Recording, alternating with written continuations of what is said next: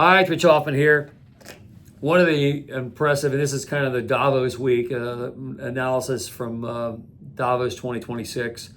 Normally, the Davos meetings, I watch them all. I enjoy them. I like to watch all the speeches and see what the trends of the world are and what people who consider themselves to be elite movers and shakers, what their perspective is and what their agenda is going to line up to be.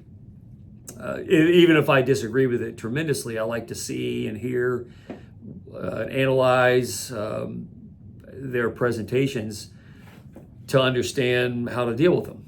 And in the case of this year, there were some really remarkable speeches.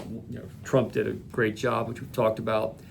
But I thought the Jared Kushner presentation, son-in-law of Trump, what they've done in what's been done in the Middle East under the Abraham Accords has been astonishing, very beneficial, and the winds of war and conflict that have been attempted to keep all the sides fighting, to overcome those voices has been tremendous. And I rate that based on Temple Mount politics.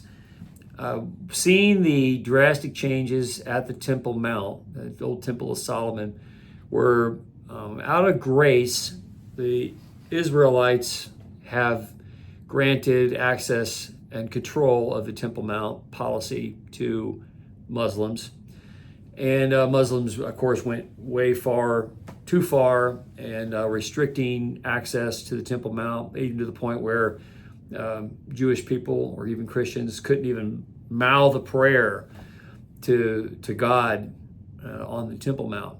Weren't allowed to show any reverence at all. So if they're going to go up there and visit, they can only kind of walk around, and they'd be harassed and arrested for any kind of acknowledgement of prayer.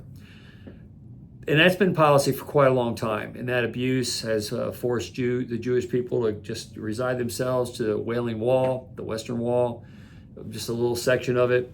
And it's been quite contentious for a long time. And recently, the Temple Mount, the Muslim population has, I wouldn't say, worked on their best interest towards facilitating access to the Temple Mount in Jerusalem. But they have certainly been more accommodating of other religious faiths there, which makes perfect sense because it's the old Temple of Solomon. The evidence is all around. The city of David is right there. So, biblical archaeology, there's a lot to be done in that region yet, which has not been able to be done because of the Islamic occupation of it from 684 AD to the present time. And the battles, the crusades, the efforts to fight over that particular real estate is long acknowledged and been going on there's a lot to it. But the direction of the future is what we're talking about now with Jared Kushner's presentation at Davos.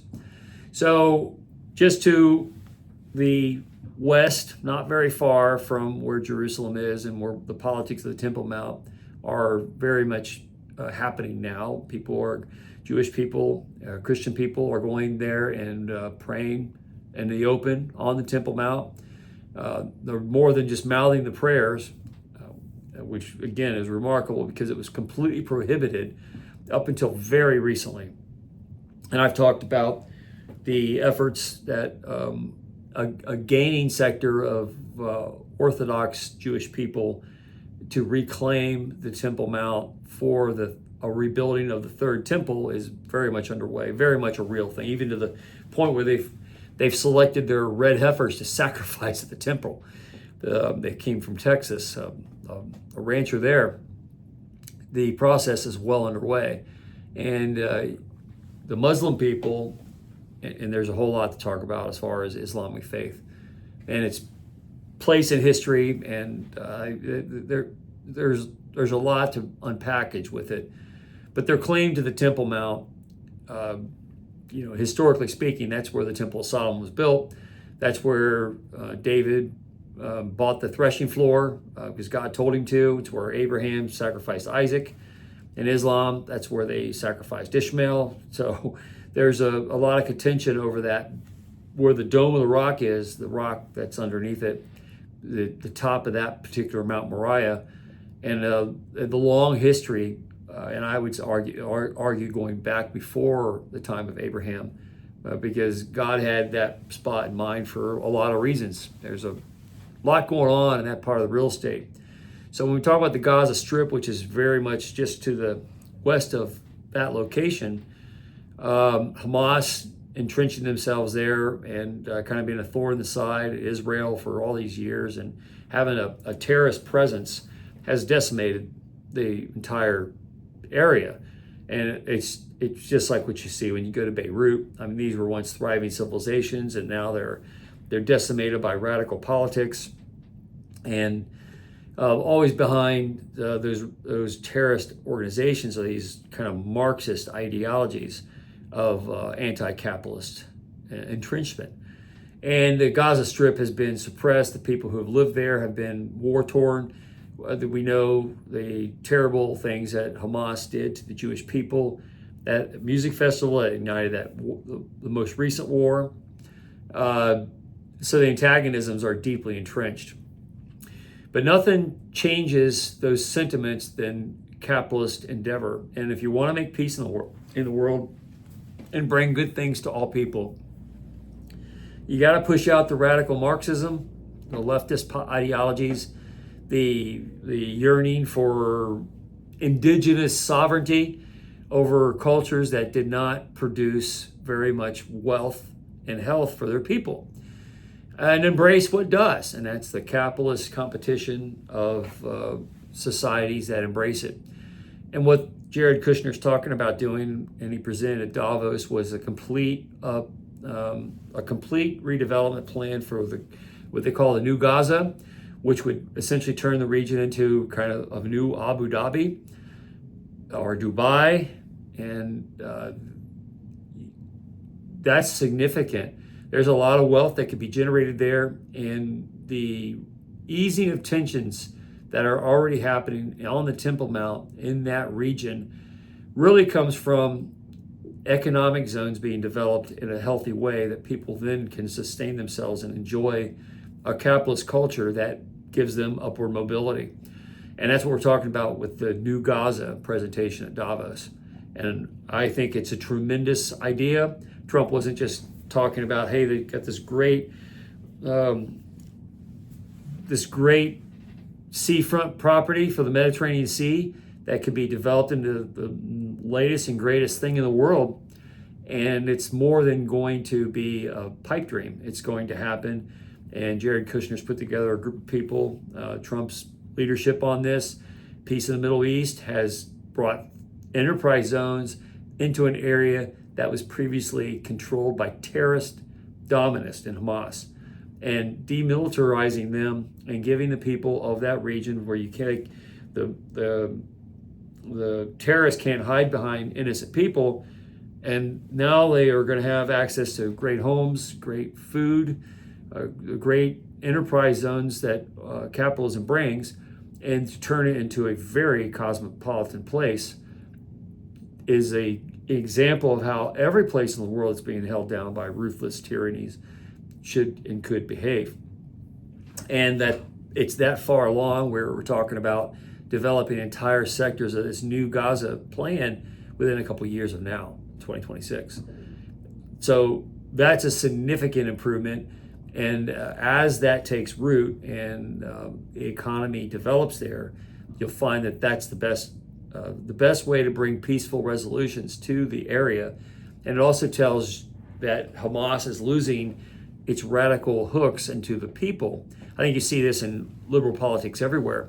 Even whether you're talking about Democrats in the United States or progressives or globalists, world citizens of the world, Chinese dominance, all leftist policies, Chinese because they're communists, and leftist policies are communist alignments with Karl Marx. Everywhere where it's been attempted are losing their ground, and it's giving way to capitalist enterprise. And the victories of capitalism is the best way to suppress tyrants and terrorists. They've always been trying to go after, including the attack on the World Trade Center, was the representations of capitalist economies in favor of an indigenous blank slate where everybody goes back to tribal warfare, and to push civilization into chaos. And they've been doing that. Certainly, we saw it again, and the Gaza Strip has been one of those violent places in the world. Look what happened to Beirut and Libya and other places up and down around the Mediterranean Sea, where the caliphate has tried to embed itself with terrorist tendencies, and then wrap behind that kind of Marxist policies of economic development, which is essentially anti-undevelopment. Now that we're talking about a new Gaza, replacing the busted up rubble of the previous terrorist-held zones, we're looking at an enterprise area in Israel that will bring peace and prosperity in ways that the old powers are not prepared to deal with. And they don't have public support anymore. Iran has lost its support. People don't want what these authoritarian Marxists have given them, and they're turning to capitalist ideas in order to have a shot at a better life. And that is what was presented at Davos 2026 by Jared Kushner, paved by President Trump's leadership in the region, getting all the right people to talk together, even those that don't necessarily agree with each other, and taking the wind out of the sails of the Hamas terrorist movement. And they're backing by Iran. And now that all those avenues have been cut off, we can have an intelligent discussion about real world peace. And that isn't a policy you write down on paper. It's an idea embraced by capitalism where the people who live in that area are suddenly going to thrive. And that's the best way to keep people from adopting these crazy radical terrorist ideas. And wherever capitalism has been utilized to full effect and people have upward mobility, you find that they behave much better in social conditions. It's always those who are down and out and have been restricted from being able to do good things in life that are the most violent and the troublemakers who make disruptive societies. And the idea for the new Gaza is magnificently significant because it embraces the ability to use capitalism to completely reinvent a region that really needs it. And at that point, you can start having real explorations into true history, including the Temple Mount, where the history of the area needs to be understood and studied. It's been under Islamic repression for a long time because they have denied any access to those archaeological zones to really effectively do any research. And if you really want to know the truth about things, you do the research, you do the science, you learn what you can from the evidence that's presented. But when you want to ideologically suppress that evidence, you use economic means like Marxism to control the region, to suppress people, hold them down, make them angry, an angry army of terrorists that prevent the truth from ever getting out, which is to use religious ideology to cause wars and disruption that prevent true acknowledgement of what science has to uncover. And what we're looking at with the new Gaza is to take the hostility out of some of the most contentious real estate on earth and turn it into a very prosperous zone that will benefit a lot of people and will change the world in a healthy way for now on. And that was quite remarkable. And I was very happy to see Jared Kushner's presentation and the ideas for what the next 2-3 years are going to embody. And I think my wife and I will take a trip to that new Gaza as soon as it's open, because I think the world's ready for it. If you try to fly to that region of the world now, it's hard to get a direct flight from a lot of places. And I think New Gaza will be put on the map and will be beneficial in a way that the world has never yet realized, and will suddenly be unleashed as a very prosperous opportunity that the human race will greatly enjoy. It's a pretty good thing. Nice to see good things happen at Davos for a change. Anyway, Rich Hoffman here. Share, subscribe, make tomorrow a better day. If you haven't read my book, The Gunfighter's Guide to Business, I think you'll love it. Anyway, have a good day. See you later.